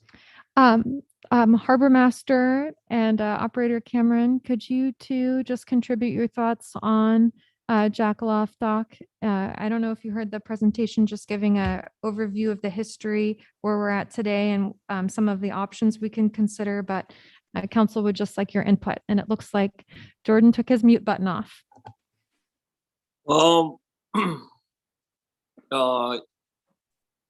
It's pretty obvious the Jackaloff Harbor issue is a long-going saga. I'm most interested that there was not a plan that's on memory or on file about maintaining it, or a direction. I think things were as needed. I've been on site multiple times in the last 10 years for repairs after storms and normal wear and tear, and no secret as to where the funds went for that particular facility. And the intention was on how to fund it as the years went along. And I think that we were kind of trapped in this situation by the state with some threats about pulling the dock. And we had some people that agree, were very concerned that they were going to remove the facility. And they put us in a place now where through, the mismanagement of the funds, and, we're not able to keep up with it. I mean, it's labor intensive, time consuming, and there's a lot to do to try to reconcile the problems with it. I think that, if we were to come together, we could definitely make repairs to it that would, extend its life another 10 years, maybe. But there's a certain point where we cannot, keep putting Band-Aids on it. It's just so old, that there's a reason why the state didn't want to play with it. It's just too old. And I would certainly say it's worth making repairs so we can buy time till we can come up with a master plan. But there's some big problems out there. I mean, I've been out there at a minus tide, and one of the pilings on the approach is ready to tip over. There's no wood left. And changing pilings is not exactly the easiest thing to do with a small crew. It takes, large equipment and lots of money. And I don't think it's an emergency at this point, but I do believe that, in 10 years, that piling will probably just go away on its own.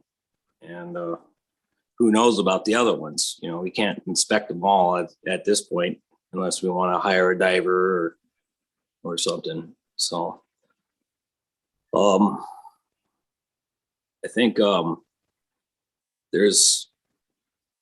it's going to take a while to come up with a sound plan to either rehabilitate or remove or pass on the ownership. And, the city as it is now is not going to be able to maintain it and maintain everything else without either more money and more help, either volunteers or contractors or in-house. Anyways, I'd like to hear from the council as what they want from the facility. Do they want it to last, or do they want to always provide it as a service the city provides to the people, including the borough residents and the city residents, or it's just a gift to the community? I don't know. I think it's at this point it's very hard to justify it, other than it's very nice, a handy facility, and people really do count on it. But as it is now, the public is not interested in contributing to its prolonging it. That's all I have to say at this point.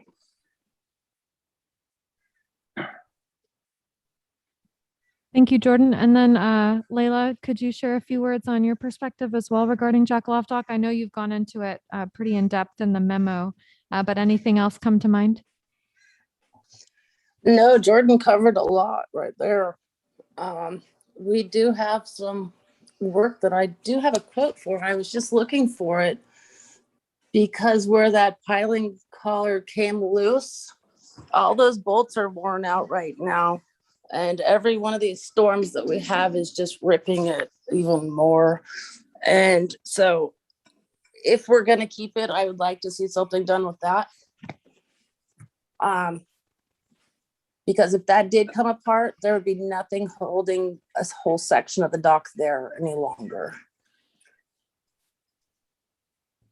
I am looking for that quote. Sorry, guys. It's okay. Layla, I saw that quote just today, and it's a little over $4,000 from Arc Fire. Yeah.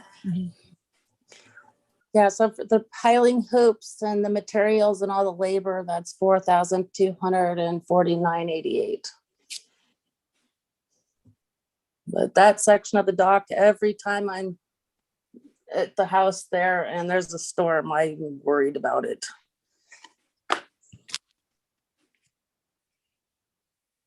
That's also the hoop that supports the piling that is nearly ready to break off.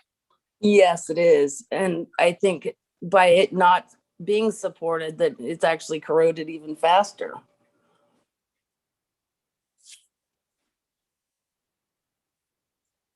I do know anytime that you touch pilings, you have to have a lot of special permits because we are in Ketchikan Bay.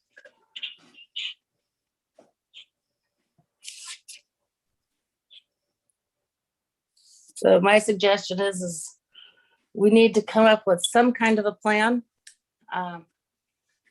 After looking at the package and everything, it's all the information is there, but we need to figure out something to do with it.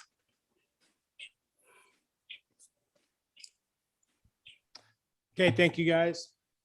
Rich, do you have any other comments before we go to council? Okay.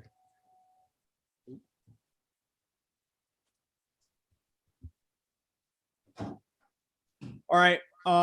Well, we heard from the manager, got a lot of information. We've heard from Layla and Jordan, and now I guess we'll go to council, see what, if you guys have any questions or comments on this. Mr. Mayor, if I may. Yep, go ahead, Vivian. Layla, if I could get some clarification, your numbers here, what are the expenses per year beyond these one-time costs? And these are ballpark. I know these are estimation, but if you would give me the estimated expenses, and then is the revenue that we're looking at a minimal of, a measly $6,830 a year? Could you correct me if I'm wrong on these? Sorry about that. I just had a couple boat owners come in. Can you repeat that?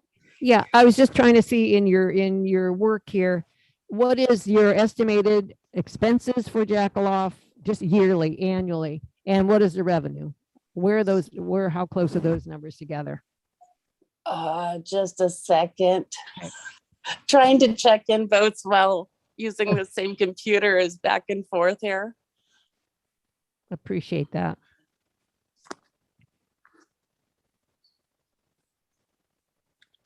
Because the $6,830 in revenue a year, that's an estimated, I get that. If that's accurate, what are you estimating the expenses for? Heidi, can you chime in on that section?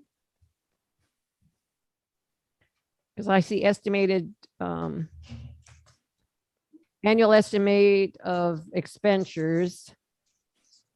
That's your labor, outhouse pumping, trash, public safety, boat sinking, runaway floats and maintenance, harbor light, total. Councilmember Rojas, Yeah. so that first part you see, that's ranging from 1,200 to 1,800. That's currently what we spend about in operating expenses for Jackaloff. The one right underneath it where it says estimated management cost with Jackaloff lease, that's the expenses, the 8,100. Okay, so right now we're spending 1,200 to 1,700. Yes. That's what we're doing right now. Okay. Yes. And then if we have some estimated management costs, you're looking at $8,100 a year, and not counting the one-time expenses. So if we're talking about 8,000, we're talking maybe 6,000 coming into the door. And if I can chime in, Ms. Rojas, through the mayor, that this also was pre the insurance quote. So this does not include the annual insurance cost. Okay, thank you. We've got this situation with the Jackaloff dock is a huge one, and I think we need to get public input. And Jordan and both Layla made some great points. Jordan making the point of, city users, borough users. We need to come up with a dialogue to find out if this is advantageous for the city to even be a part of. People rely on the Jackaloff dock in some way or form. But do we need to have that responsibility, I think, is what we're looking at overall.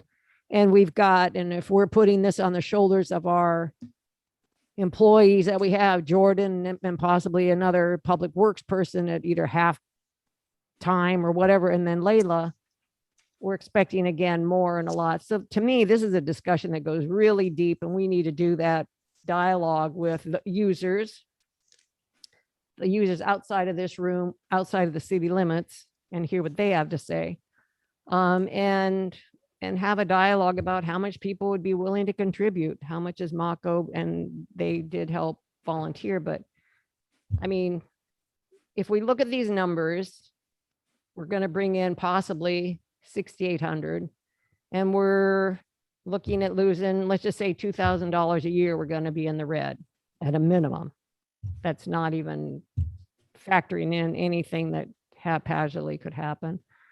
I'm at a quandary as to where we're at, and this is a conversation that's going to have to, I think, continue on to see if, I guess, just like what we were talking about, our last information about how our building is doing the same thing with this dock. What is it, if we have somebody come in and assess it, what is that going to look like? Jordan already let us know that there's a piling that may last 10 years, may slip out in 2 years or next month, who knows?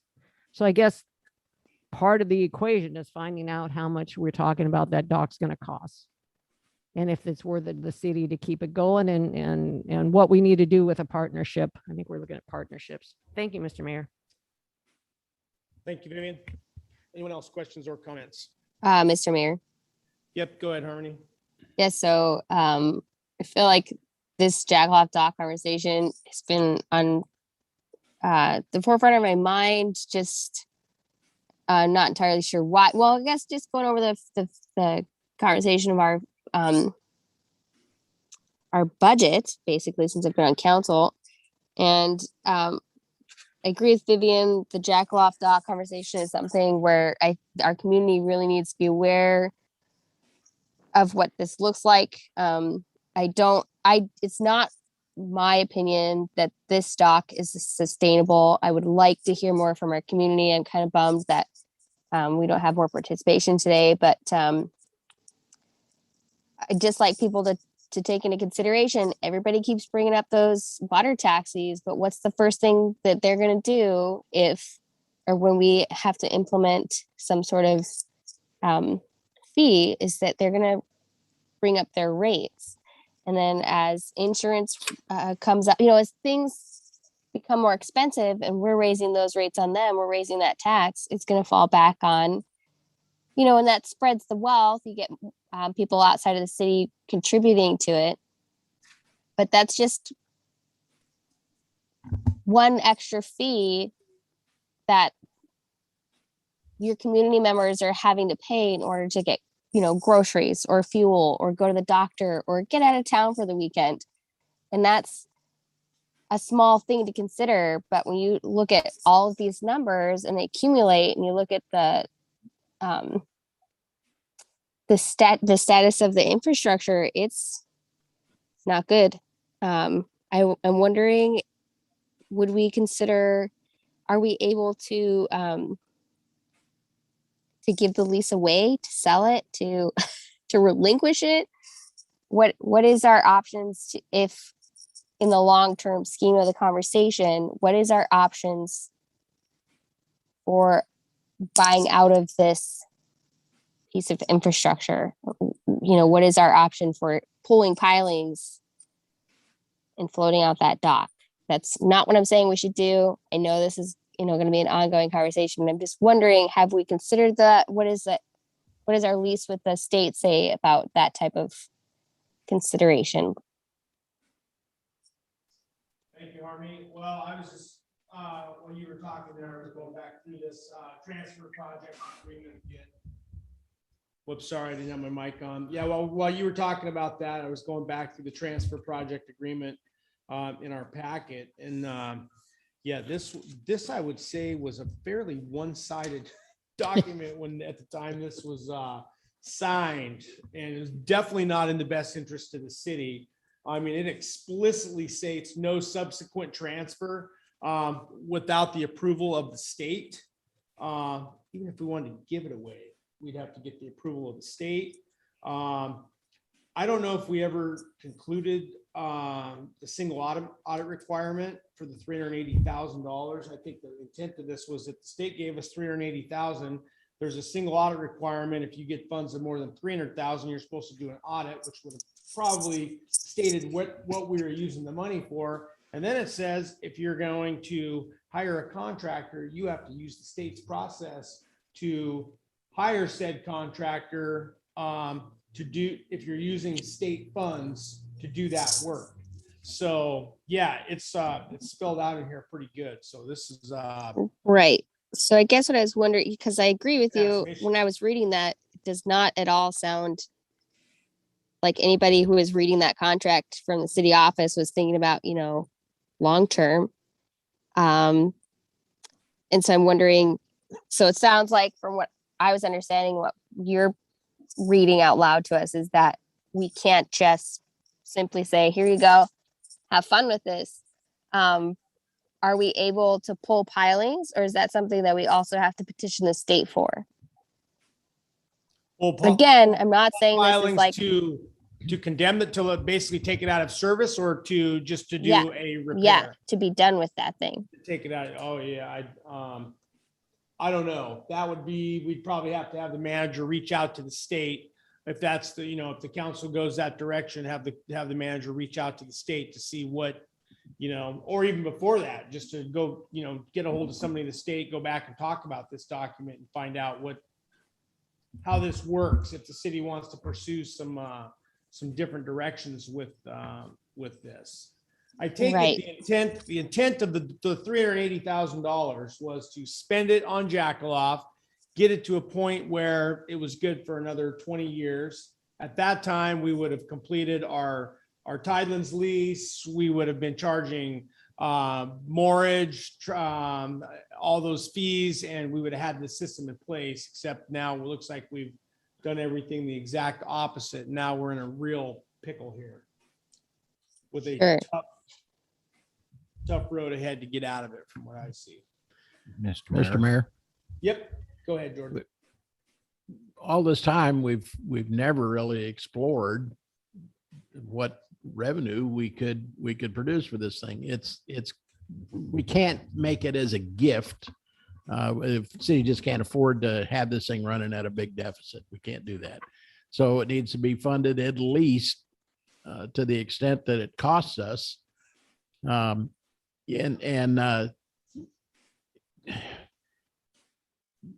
doubt that we'll ever make a profit with it, but if we could simply get it to where it covered its own expenses, I think that would be a good goal. What about a kind of a concessioner? Go talk to what's her face, one of the water taxis, Mako, or one of them, say, look, you can have control of this dock for $6,000 a year. And if you don't want to do that, then you might not have a dock in the future. But let them provide the insurance, collect the fees, control who comes and goes at the dock. Yeah, that's an option. I mean, we got to It do wouldn't be something. very attractive, but it'd be an option for sure. Well, Crazier things have happened. you really don't know what's attractive to them until we sit down and talk to them. I don't Right. think anybody's reached out to them to see where they feel about, maybe they'll say to heck with it. We'll just buy a bunch of bow pickers and run them up on the beach. That's always a threat. They already Yeah, they have probably them. already have them. It's still, the dock is an attractive thing. I mean, you don't want to be having, the weather, being able to beach in any kind of weather and having to haul stuff in and out of over the rail of a boat it's just a little better to have the dock. I think we've got a negotiating position here, but we need to explore some options about revenue. I mean, that's the key to this whole thing is getting some money coming in so we can breathe. Yeah, and I don't know if we've talked, I think we talked about it in the past too, about, Layla, you can chime in too, about the head tax or a passenger fee, if we could do something like that out when the time came, if we could do something like that out at the Jackaloff dock to try to further revenues out there. I don't know if we get a bunch of pushback from the operators out there. I wouldn't think so, because they're not the ones paying it. So, if it's 50 cents or $1 a head or whatever the case may be, you may end up, by the time the summer's over, have 2 or 3 times the amount of revenue here that's projected in the workup. Anyone else? Mr. Mayor. John, go ahead. Yeah, that dock gets used through the winter also. When we have a good snowy winter, there's roughly 1,800 people a month go snow machining and skiing up in the mountains. They go across the dock. And I do believe they would probably all pay the fee.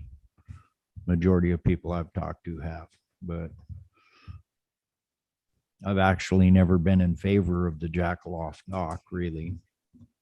Part of it is because of the carrot that was dangled there and what was done with it is got us in a corner. So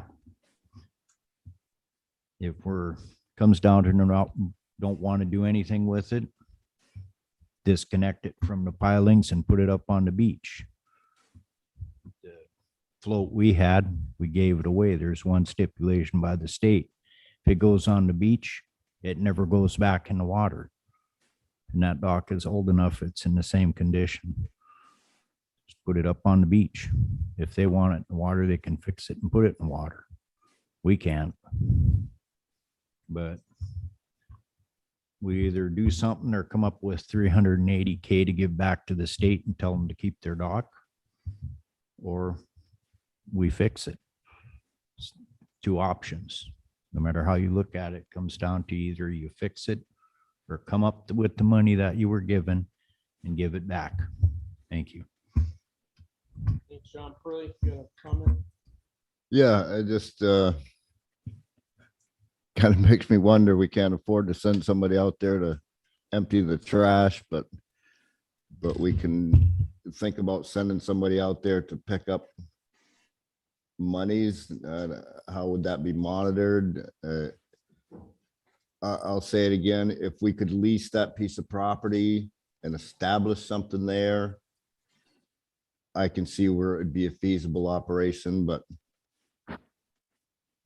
what, are you gonna have a drop box out there or an employee out there all day long trying to pick up 50 cents a boat or 50 cents a head? I think a trash can would be a little more important out there. But I'm all for just unhinging it and let the tide take it. Mr. Mayor. Yep, go ahead, John. Yeah, one comment on the trash. For those of you that weren't around here in the 70s, there's trash cans out there because without them, you can go out there and find 400 trash bags laying all over the place. The trash is going to go there with or without a trash can. And it has for years. So at least with a trash can, they'll use it if you can get it dumped. Thank you. Thank you, John. Anyone else? Question or comment before we go to public? Yeah, Mr. Mayor. Yep, go ahead, George. I don't know, maybe I didn't enunciate clearly, but I talked about a concessioner. Wouldn't necessarily have to be one of the water taxis, could be any enterprising young man wanted to run a business to operate that dock. But $6,000 is what, $500 a month? Yeah. $6,000 in a year, $500 a month. It might be attractive for one of the water taxis to want to control that dock. They'd be able to charge their competitors whatever fee they wanted, and $500 a month is not all the money in the world. That, I don't know how many, how you'd spread that over their how many passengers they have to spread that over, but it doesn't sound like it's a whole lot of money. And it gets us out of the day-to-day operations stuff you're talking about, collecting the fees and whatnot. They send us a check once a month.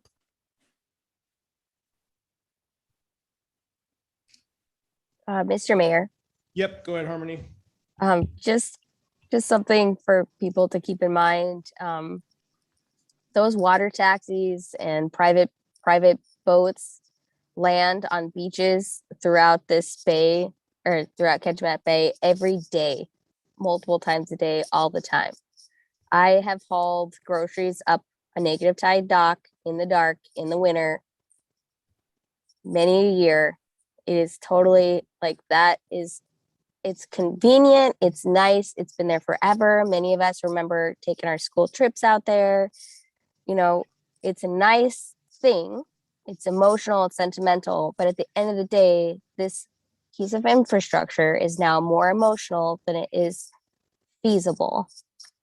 And so when we're talking about water taxis, I just want you to keep in mind that when they land on McDonald's Spit or in Kejimknik Bay or in Tutka or Little Tutka or Sadie Cove or wherever, they're not landing at docks. Sometimes they do on a private dock, but for the most part, those businesses run year round, day in and day out on beaches. And people who live on the water knowing that they're going to have to land on a beach every now and then. So when you're thinking about that, and that's your driving thought, I know it's nice. I know it's a great piece of infrastructure, but it's not a make or break piece of infrastructure. Just my humble opinion. I still think that this is something that really needs to be loud and proud with the public. I wouldn't be comfortable making any type of definitive decision today on this dock without way more public input. Okay, thank you, Harmony. Mr. Mayor, if I may, Yep. Go ahead, one Vivian. point. I think with the Jackaloff dock, I think we need to start thinking out of the box of possibilities. And I heard several conversations about talking with the users. I'm not really sure if just like the Sursa is funded by a 0.75 mill rate increase from Seldovia all the way out to Jackaloff and Little Jackaloff, maybe into Tutka, I'm not sure, which brings in enough revenue to support the Sursa, the SOC, maybe $65,000 a year. I mean, throwing something out there, a minimal of a 0.25, how much would that bring in? And that would get everybody from Seldovia. And I know if we could exclude the city of Seldovia because we're doing it in kind already, and ask that the rest of the folks who live out the road all the way out to who are in the Sursa area, the area that we consider, would pay a 0.25 or some increase of a mill rate to help support this dock that they use, or maybe they don't use. That's part of this conversation that we need to go with. Because I hate to see it go on the back of city of Seldovia and the residents of Seldovia supporting this. Just throwing it out there, and I agree. I think this needs to be a public discussion and get the input from the community, and they understand just what we're looking at, what sort of numbers we're looking at. Is it worth it? Do we want to pay for it? And I guess part of this discussion is, and that would be for our city manager to even ask, would the state to even take it back? Where do we sit if we say we're done with this thing? What's the consequences to us? Thank you, Mr. Mayor. Thank you, Vivian. Mayor, right. Mayor, if I may. Yep, go ahead. So both Councilmember Payton as well as other council members have brought up the request for public information. And initially I considered putting that in one of those three options I shared with you. But I think before the city starts to solicit public opinion, we need a good sense of how much money we're talking about in terms of maintenance needs. What are the capital costs? Because the harbor master has helped us understand the operating costs, which if we were to secure this lease and move forward with the liability associated with controlling the tidelands so that we could charge fees, and that gets us to about $8,000 in operating, what kind of capital maintenance projects do we need to make happen? Because we're looking at a total replacement cost estimate of over $500,000. So one of the options that I put before council, I actually got through consultation with an engineering firm that I had worked with when the city of Homer was trying to think through the seawall armor stone project off of the spit. The firm is HDR, and I spoke with their coastal engineer, Ronnie McPherson, who had recommended rather than the city go through the expensive route of hiring an engineering firm to give a very in-depth conditional assessment, which would be minimum $30,000. He recommended getting in touch with a marine contractor. So he gave me the name of someone, and they gave me a ballpark quote for someone to come here for the day, evaluate the dock, and leave that same day. They just gave me a rough estimate of $2,500. So I had requested, because council allocated $10,000 from your community assistance funds towards Jackaloff repair and maintenance, council making a motion to allocate up to $5,000 from your capital project fund to work with hiring a marine contractor to come look at the dock, tell us what they see in terms of maintenance needs, cost, and longevity. And then we can take that information, go out to the public, say, here's what we're looking at for the dock. This is, if we did these improvements, it would help us extend the life of the dock by X years. So Operator Cameron brought up 10 years. Who knows if we would even get that long? Is the community willing to help with an establishment of a fee schedule in order to start charging fees to help us with those capital as well as operating expenses. So that way, then you reach out to the public with a lot of information so they can make the most informed decision or relay their feedback to council with the most informed information. Thank you, Mr. Rachel. Mr. Yep, Mayor, go if I ahead, may Vivian. ask that question, if this marine inspector, we'll just call him that, they would be able to give you information about the pilings as Jordan had referenced, maybe have cameras that would take them down. It would be a complete, concise evaluation of what is out there and what's in need. Is that correct? It wouldn't be as thorough through the mayor as a conditional assessment where the engineer perhaps would hire a diver to go underneath the dock and look at it, take what's called a coupon out of the piling and assess. And usually, I guess that's for more metal pilings and we have wood, but to take samples out of the dock to give us a very thorough analysis, it wouldn't be like that. But they're the contractors that work on these docks all of the time. And they have, I guess, structural engineers that work for them that could go, I guess, give their most formal, informal opinion, so to speak, of what kind of maintenance needs they foresee without the city going into the 30,000 plus range. It could be somewhere within the $2,500 to $5,000 range to tell the city what's going on with Jackaloff Dock. Okay, thank you. And so, Mr. Mayor, as this conversation moves along, I suppose to have that information so we can bring it to the public as much as possible, a clear picture, the biggest picture that we can is pretty important. I guess a component to do that. So I guess I would agree with what our city manager just discussed. Thank you.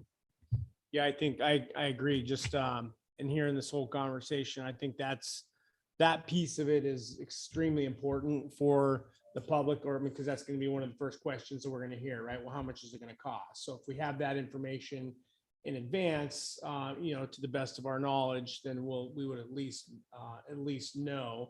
I think the other piece of this is what we talked about earlier. I think there needs to be some discussions with the state to let the state know, hey, we are, this dock, in our opinion, is getting close. We are researching, we're working towards gathering these costs, but under our agreement with the state, what are our options? Just to get, get that also. And then we have, if we bring it back and we have a public meeting, we invite all the carriers from Homer to call in or come over, and let people know.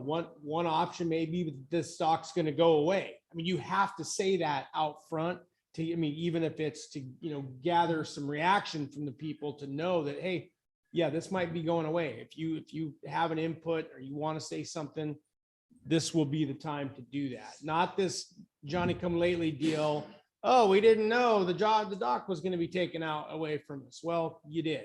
And we've solicited for comments. And so I think because this will be, like Harmony said, this is, will be more of an emotional or passionate issue for a lot of people than reality of what it's, what it's going to take for the city to keep subsidizing this thing and us, bleeding larger into the black hole here. So, if we can get all that information up front for the public, because all those questions will come out and we'll just delay this process even farther.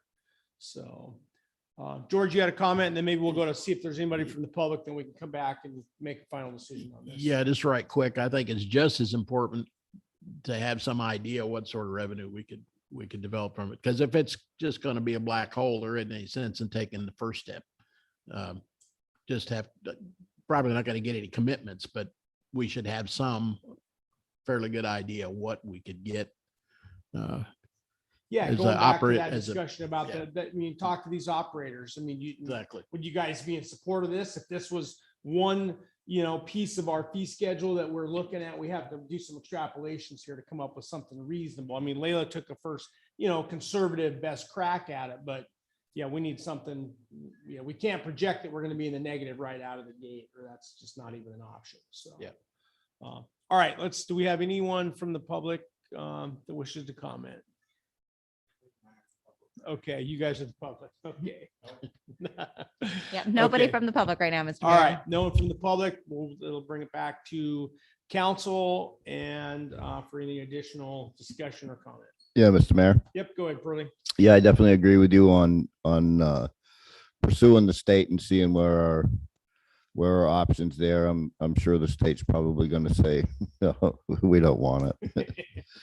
But we need to have that information to pass on to the public. So I totally agree with that. And I hope that's in the motion or whatever. Thanks. Okay, thank you, Pearlie. Okay, anyone else?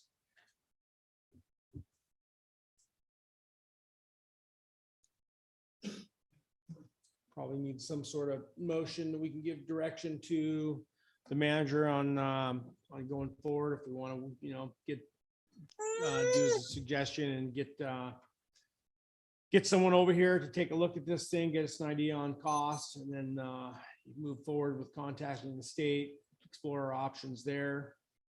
And then come back for a public meeting and gathering. Yes, Mr. Mayor. I'll make a motion that we direct our city manager to contact an inspector marine. Would you give me that title? Yes, a marine contractor. Marine contractor. Up to $5,000 from to the Jackaloff Dock repair/maintenance capital project account. Those have been my words. Thank you very much. I think that covers it. And then also within that, contact the state and see what the city of Soldovia's options are. If options of if we can return it to the state or where we sit. Thank you, Mr. Mayor. Okay, do we have a second? I'll second. Okay, we have a motion by Rojas to effectively direct the city manager to contact a marine contractor and to expend up to $5,000 out of our particular revenue fund, whichever one it was, and then contact the state also to discuss options under the contract that we had signed with them upon taking over the Jackaloff Dock. We have that was by Rojas, second by Colberg. Any further discussion on that before we vote? Yeah, Mr. Mayor, Yep, go ahead. offer an amendment that we also include to explore revenue options as well at the same time. Okay, maybe we can just clean that up. We can add that rather than have an amendment. We can just add that back as part of Vivian's motion. And that was part of the initial discussion, is just to explore. I think that's part of the entire process here is to kind of further explore those revenue options. That works for me. Okay. Mr. Mayor, Yep. Go ahead. also if it could be added in that maybe contact the water taxis and the people that use the dock regularly to see where their thoughts are at. So when we present this to the public, we can have a full picture. Thanks. Mr. Mayor.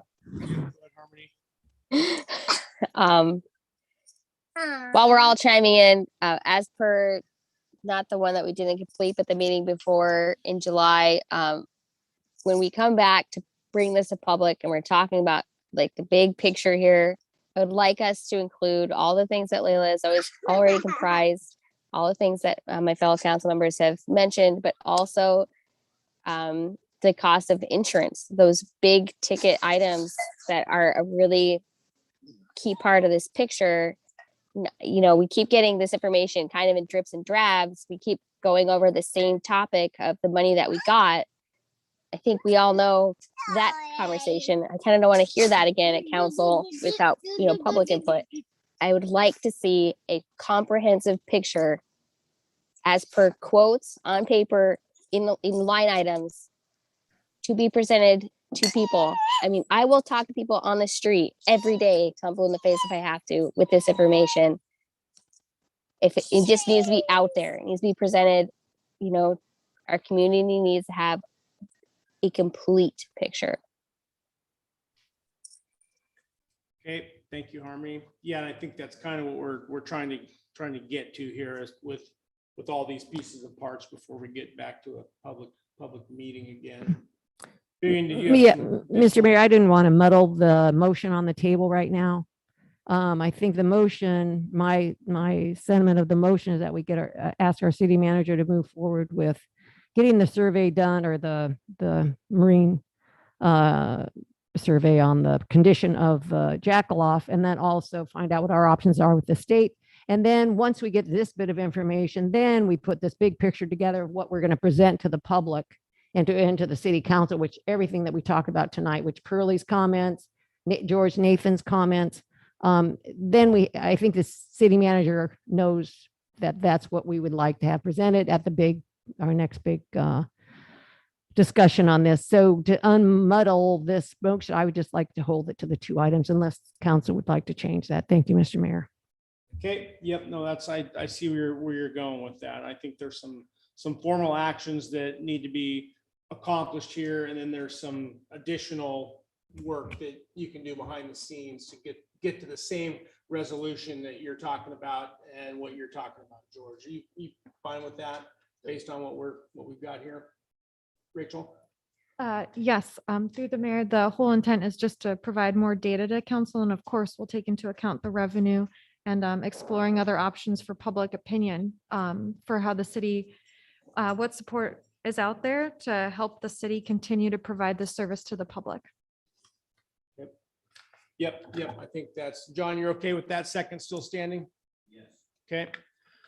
All right. I think we're all in the same boat here now. Let's go ahead and vote on the motion, and then we can get through this. and No, thank you. get No, everybody thank you. moving.